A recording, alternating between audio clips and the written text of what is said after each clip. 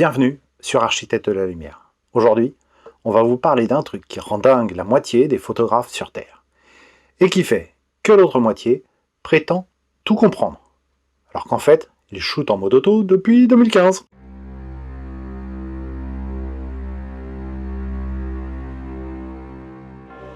Ouais, je parle de la profondeur de champ.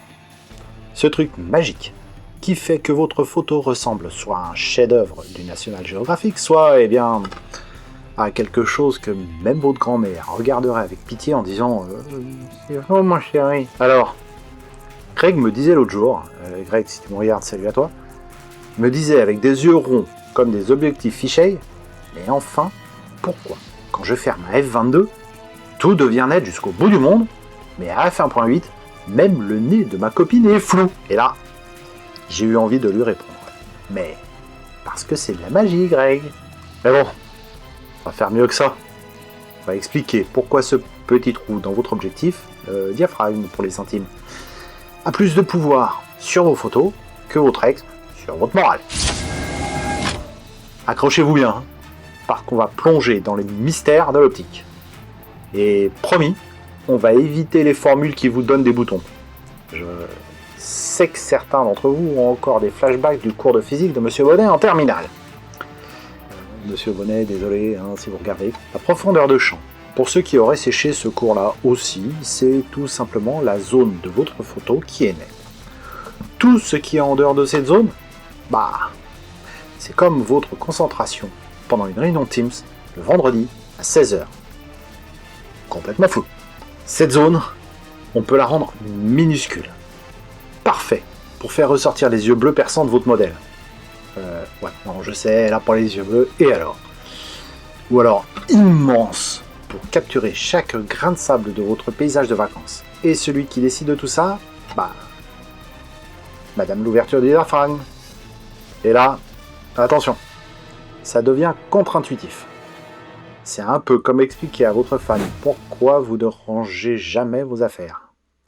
Plus le trou est grand, les petits chiffres comme f1.8, f2.8, moins vous avez de zones nettes. Plus le trou est petit, les grands chiffres comme f16, f22, tout devient net. Je sais, c'est tordu. Celui qui a inventé ça avait visiblement le sens de l'humour. Ou alors il voulait juste voir le monde se brûler les yeux, mais c'est comme ça. Mais pourquoi ?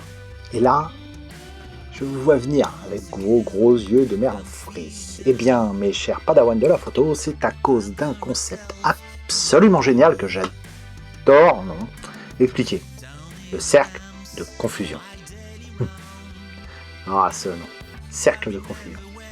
On dirait le nom d'un groupe de métal allemand, pas vrai ? Et en fait, c'est juste la façon dont votre objectif reflète la réalité sur votre capteur. Imaginez un point lumineux parfait dans la vraie vie.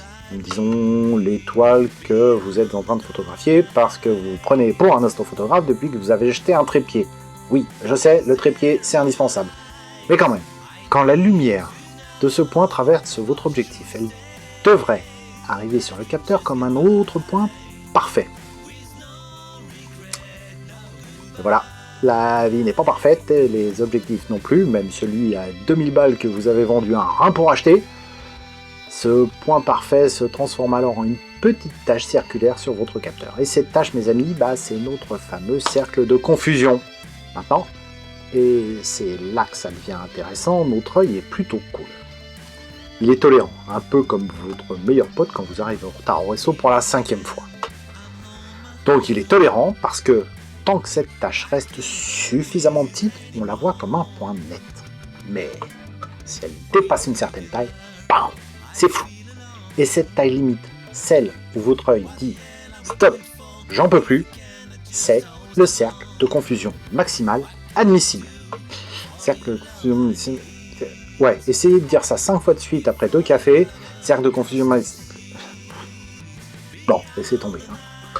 Ce cercle devient d'autant plus gros que le point que vous photographiez est loin de votre zone de mise au point. C'est exactement pour ça que quand vous photographiez votre pote debout dans un champ avec une grande ouverture, lui, il est net, mais le champ derrière, il ressemble à une tache de lait inversée. D'ailleurs, cette vache, elle me fait marrer à chaque fois. Elle a l'air de se demander pourquoi elle est là. Donc, récap pour ceux qui ont décroché en pensant à leur liste de courses. Petit cercle de confusion, netteté au top. Grand cercle de confusion, bouillie artistique ou œuvre d'art abstraite. Et maintenant, le moment que vous attendiez tous, pourquoi l'ouverture change tout. C'est simple. Plus l'ouverture est grande, plus les rayons lumineux d'un point éloigné s'étalent sur le capteur comme du beurre sur une tartine trop chaude. Gros cercle de confusion, zone nette, ridicule. Vous fermez le diaphragme, les rayons sont moins dispersés, le cercle de confusion rétrécit, et hop, votre zone nette s'étend comme votre tour de taille pendant les fêtes. Petite parenthèse importante, quand même, parce que je vous aime bien. L'ouverture, ça contrôle aussi la quantité de lumière qui rentre. On en a parlé dans la vidéo sur le triangle d'exposition que vous pouvez revoir ici, si vous avez la mémoire d'un poisson rouge. Un peu comme moi d'ailleurs. Changer l'ouverture impacte aussi la vitesse et la sensibilité. C'est le trio inséparable de la photo, comme les trois mousquetaires mais en moins barbu et avec plus de mat. Mais attendez, l'ouverture n'est pas la seule star de ce spectacle. On a aussi la focale et la distance au sujet qui joue les chamboule-tout. Bah ouais, s'il y avait seulement l'ouverture pour jouer avec les profondeurs de champ, ce serait trop facile. Les objectifs grand angle. Ces petits chiffres en millimètres qui vous font sentir importants, comme 10 mm, 18 mm, ont une profondeur de champ naturellement plus généreuse qu'un mécène de la Fondation Daguerre. Regardez. Cette photo là, elle est prise à 10 mm, c'est la focale, et à l'ouverture f4, qui est relativement ouvert, fermé, c'est au milieu. Tout est net, de l'avant-plan jusqu'à l'horizon, c'est magique, enfin, c'est de la physique, mais ça ressemble à de la magie quand on débute. Par contre, sortez votre téléobjectif, ces gros chiffres là, qui vous donnent l'impression d'être un photographe animalier professionnel, genre 200 mm, 500 mm, la profondeur de champ devient plus fine qu'une crêpe. Tenez, regardez ces oiseaux. Celui-là, j'étais tellement près avec mon 500 mm que seule sa tête est nette. Le bec, déjà flou. On dirait qu'il sort d'un rêve, ou qu'il a bu avant la séance photo, mais on n'est pas là pour faire la sociologie des oiseaux dans les parcs animaliers, recentrons-nous sur le sujet s'il vous plaît. Sur celle-ci, même espèce d'oiseau. Et avant que les puristes me tombent dessus en criant « c'est pas le même !» C'était la même espèce, oui, pas la même bestiole, il y en a plein dans ce parc, et arrêtez de me déconcentrer, merci. Je voudrais aller plus loin moi. Bah, du coup, j'étais plus loin à observer cet oiseau, toujours avec le 500 mm, et regardez, on voit le bec et une partie du toit en dessous, pourtant plus proche de moi. La zone de netteté agrandit. Et là, encore plus près, la netteté porte sur quelques centimètres seulement. Cet oiseau a l'air de sortir d'un tableau impressionniste. Alors, vous le voyez, le potentiel créatif ?